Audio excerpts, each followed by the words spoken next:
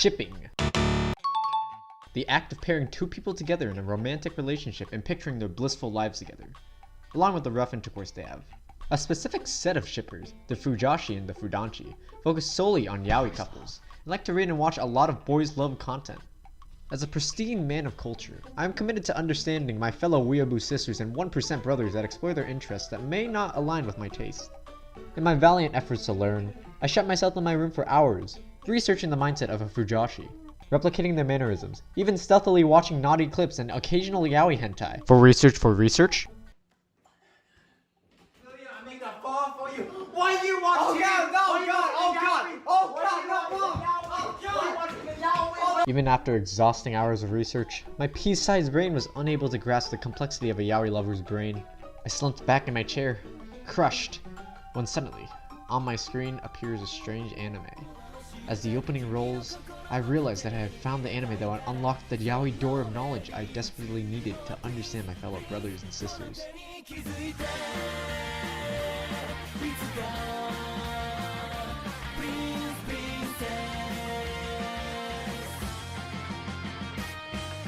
Yeehaw, you dirty schmucks, and welcome back to another anime review. We had Ram Ranch, baby. We got beefcake, corn on a cob, we got everything. I got you, folks. I lied.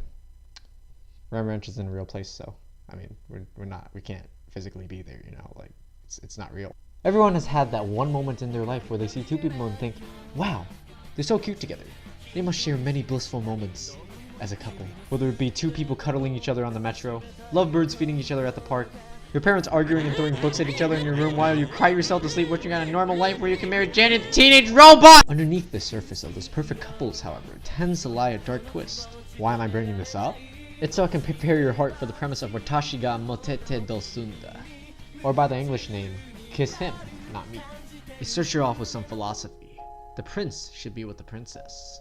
Then the story is thrusted into the eyes of a girl who believes that instead, the prince should be with another prince, leaving the viewer with two contrasting viewpoints that makes them wonder, which of these is right and which of these is wrong? Could these two radical ideas possibly coexist? Is one of the viewpoints really that different from the other?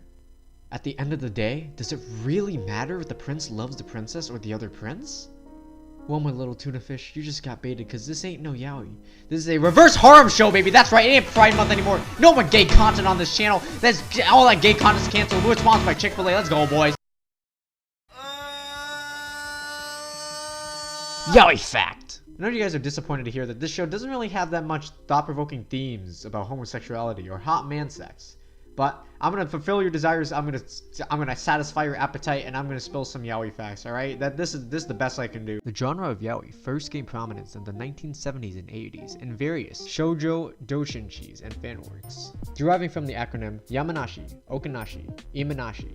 Yaoi works were generally less story-driven and more plot-driven.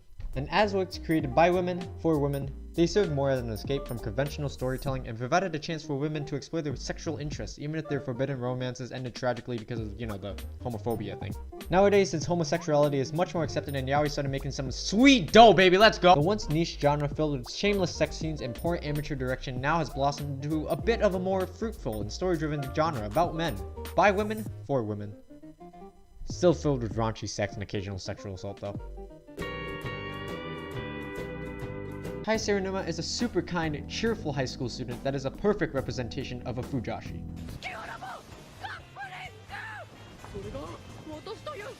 Not exaggerated in the slightest. She was at first slightly overweight, but after witnessing the death of one of her many husbandos, she starved herself in her room for over a week, and instead of looking like this, she looks like this and is suddenly more popular around her school. Wow, what a surprise! Following her transformation, she gains a harem of handsome anime boys. We got Igarashi, the straightforward, determined shooter that will stop at nothing to achieve his goal of getting Kai Serenuma's affection. Nanashima, the athletic, wild knobhead who bears a striking resemblance to Serenuma's husbando, Shion. Shinomiya, the smart but clumsy and insecure underclassman who the world likes to trapify even though he wants to be a manly man like my boys at Ram Ranch, baby, Ram Ranch! And Mutsumi, a gentle giant and an oblivious senpai of sorts who is a fucking demon if you cross him or his friends, Jesus Christ. The four...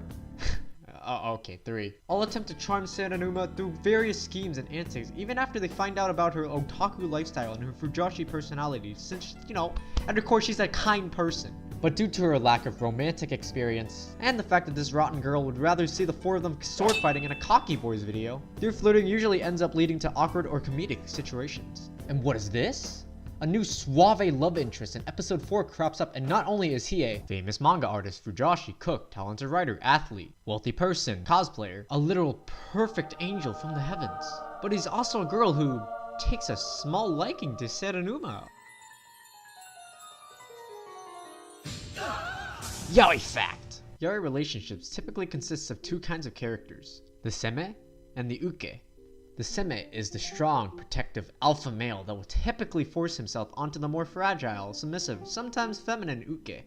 There's also an age dynamic too, because samurai history, seme older than uke. The young boy take old man sword up butthole. This relationship dynamic is quite popular among yaoi stories, so that it is easy to tell which character makes the first move, which almost always has to be the seme. Also so that you don't spend hours with another fellow rotten lad arguing about who the dom or the sub is while they're copulating. An example of a seme and uke relationship that could be from Watashi ga Motete Dousunda would be between Nanashima and Shinomiya. Nanashima would be the seme due to his athletic physique and his assertive nature, while Shinomiya would be the uke because...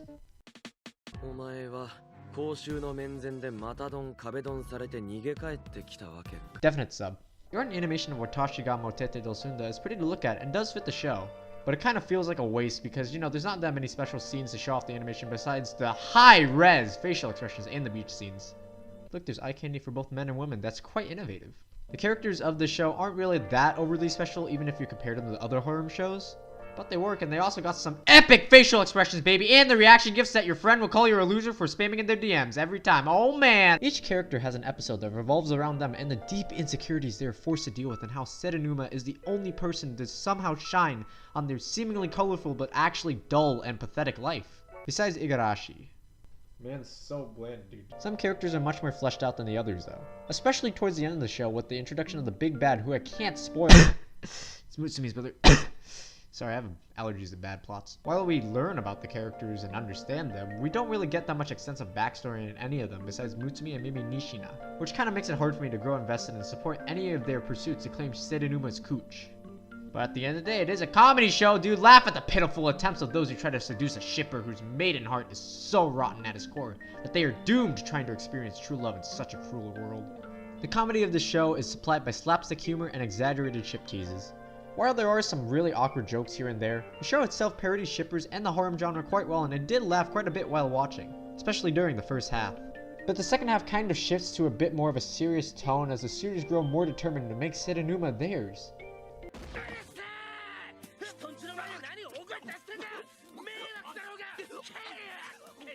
Well, as serious as a shoujo comedy can get anyway. Story is almost never going to be the strong suit for a show like this, so I didn't really care about how weirdly paced it was with everything ramping up at the end. I got cheap laughs, I got them shirtless guy scenes. More of the story, don't have expectations if you watch garbage like this. Like, what did you come into the show expecting? You don't live and breathe this trash like I do, but I would never get invested. No, no, no.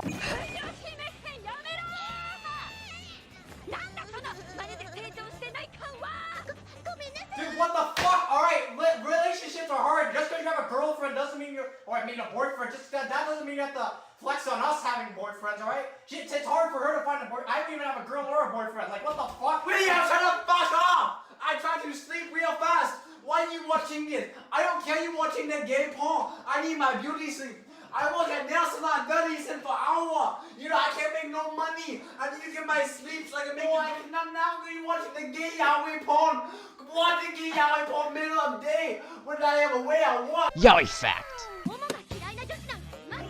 Well, yaoi is a very female-dominated genre at the very least. After all, about men, but by women, for women. At the end of the day, this show is pretty much what I expected, minus the raunchy gay scenes, but it's not a yaoi, so I don't even know why I expected that.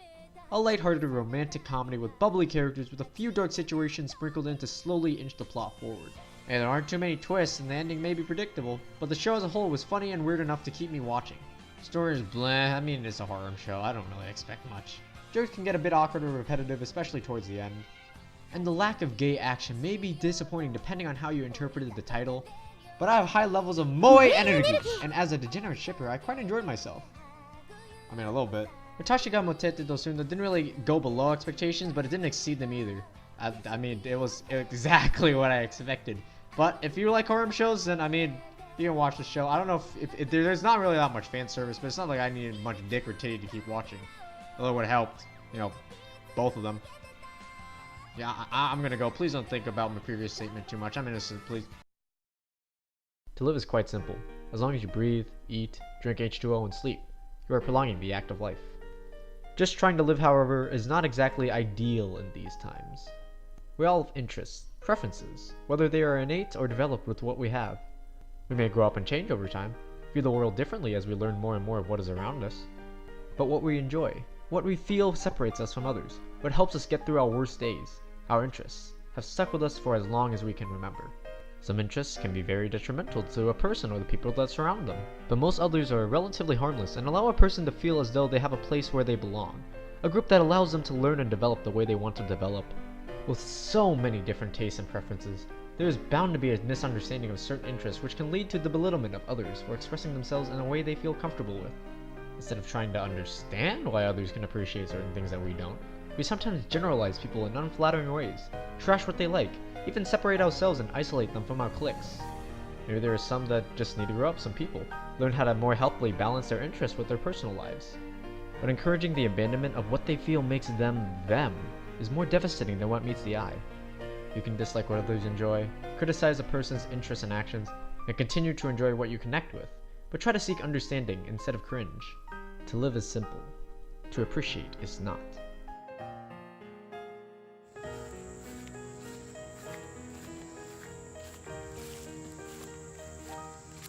Excuse me, sir. You seem like you need to be enlightened on some things. Yeah, so I did some research. I would really appreciate if you look over it and stuff and like just try. Yeah, it was really tough stuff. Что за блядь? Well, I know the gays are just they're great people. Что за блядь? Well, what's wrong, sir? What's wrong? Do not like gay homosexuals. What's wrong? Not sorry about that. Эй, сучка, что твоя мать? Иди нахуй.